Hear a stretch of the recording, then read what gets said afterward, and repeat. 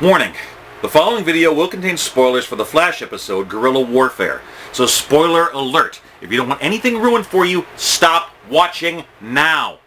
Hey guys, Dave here. Before I get started, I want to give a very special shout out to the website, Facebook group, and YouTube channel of Monkeys Fighting Robots. I know it sounds weird, but these guys are actually cool. I discovered them last week as looking through my news feed about checking out various things for cool things in comic books, TV, movies, all things geek.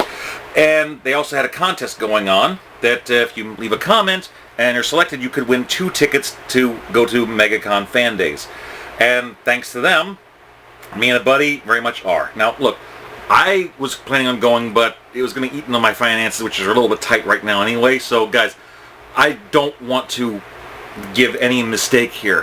From the bottom of my heart, I am very grateful. Thank you guys so much. You guys are very cool, very much appreciated. And for that, if you take a look down the links in the video description, you'll find the links to both their main page, their Facebook group, and their YouTube page. And that was a little disturbed when I saw that. Why? Because they've got a good section on there called Nerd News, so you get everything you need for the week for 90 seconds. But last I checked, their subscribers are only about 45, 46. I have almost 4 times as many subscribers to my channel as these guys do, and I don't think that's quite fair. Look, they're cool people. They helped me out of a jam. I can only give my respect and show some love the only way I can here, so please, follow the links, check them out online, go to their Facebook, and go to their YouTube and subscribe just like I did. Check them out. And if you're feeling generous, tell them Dave sent you. Alright, getting into Guerrilla Warfare after Enter Zoom. Holy crap. It's nice to see that Barry's recovery was going rather well. His ability for speed apparently isn't just healing normal cells at a heightened rate, but also being able to actually regenerate. So that really comes in handy. I kind of actually have a theory about that.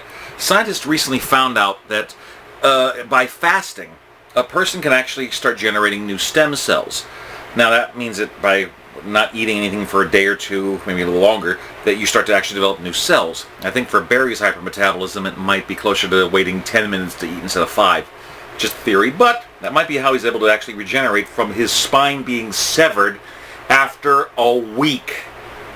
But speaking of which, I mean, the poor guy is broken. He's starting to get back up on his feet, but he feels useless. He feels like Zoom broke him in more ways than one, showed him off to everyone in Central City that he's not good enough or strong enough to stop him. Fortunately, there hadn't been many signs of Zoom since he got hit by the slowing down dart.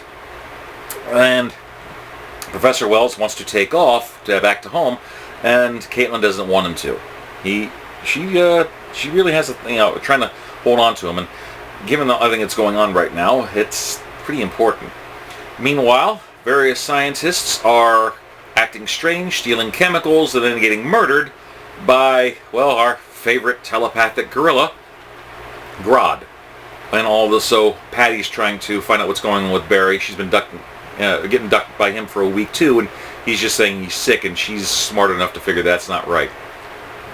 So, a lot of things are going on. Wells wants to head back and can't figure out how in the world to stop Zoom, but then they came up with an idea. If they can figure out a way to close all the 51 other portals except for one of the Star Labs, then Zoom will have no choice but to go through that one, and then they can lay a trap for him there. So, they got their wheels in motion. We also get to discover later on in this episode that although the 52 portals are condensed in Central City, they are scattered throughout Earth 2. Also, we get to find out more proof that as it's nighttime on Earth 1, it's daytime in Earth 2 and vice versa.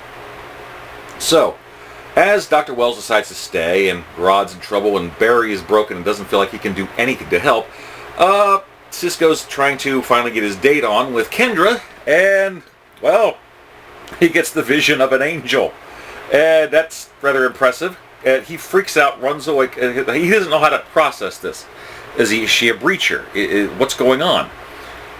So it looks like it's a possibility that Cisco's powers might not just be detecting Earth 2 breachers, but could actually be a detector for metahumans in general. Or someone that's got a curse put on them and they're reincarnating every lifetime, kind of like Kendra and Carter are. But I digress. We'll see more of that later. I also love that they consider The Princess Bride a great date movie. I've got some dirty comedy routines about The Princess Bride, but I think I'll spare you guys for here. Anyway, while this is going on, they realize that Grodd has now taken Caitlin after manipulating her mind, and they're trying to track him down to try to get her back. It looks like Grodd's lonely and wants to get these chemicals and duplicate the accident that created him so he can be with other people or other apes like him. Yeah, this can be a bit frightening. So while Barry's still going through rehab, technically, physically he should be fine, but psychologically he's just broken down and doesn't feel like he's good at all. Trust me guys, as someone that's gone through depression for years myself, it can be stifling, crippling. You can see nothing but the worst in yourself and not find that in yourself. So it can be really sucky. So please, just keep that in mind. But they come up with a brilliant idea. Something that the New Zealand promos actually got to give away. Since Grodd is back and they need someone to try to get close enough to him, Harry Wells from Earth 2 decides to fake being Eobard Thawne, and it turns out there was a spare Reverse Flash suit in the Time Vault. So the Time Vault was not erased by the timeline. So my Reverse Flashpoint Paradox theory may actually be right about that. So that was kind of cool. So, of course, Barry, in a burst of speed that he didn't even realize he could still do, snatched up Wells, was about to put his freaking fist through his head. But then they realized that this may be the only way to get close to Grodd. And also, we got John Wesley Shipp back as Henry Allen to be emotional support for Barry, trying to help him to get over this whole hump. And given his perspective of being someone that was framed for the murder of his wife, he gives some touching advice to Barry about how to try to overcome and push past this. And I think in that regard it was pretty poignant, so I think that was kind of cool. But yes, after doing some practice and rehearsal with Cisco, Harry manages to actually get down the creepy vibe of Eobard Thawne. They track down where Grodd is finally at, and they make their move. Of course, Grodd does start to find out that there's certain things that Thawne would do that Wells isn't doing, and pretty much figures out, okay, this is a lie.